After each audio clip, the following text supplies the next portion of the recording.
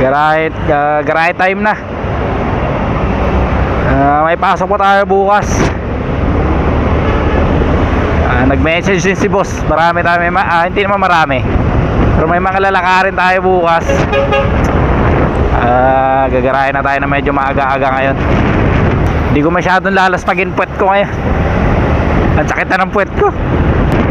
Pero bago ako umuwi, men, may ano rito eh. May tatadaanan ako, magandang lugar dito, men eh.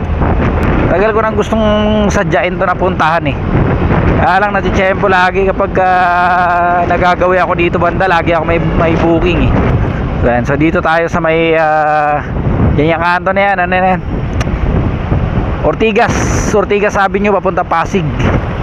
Galing ako ng Makati.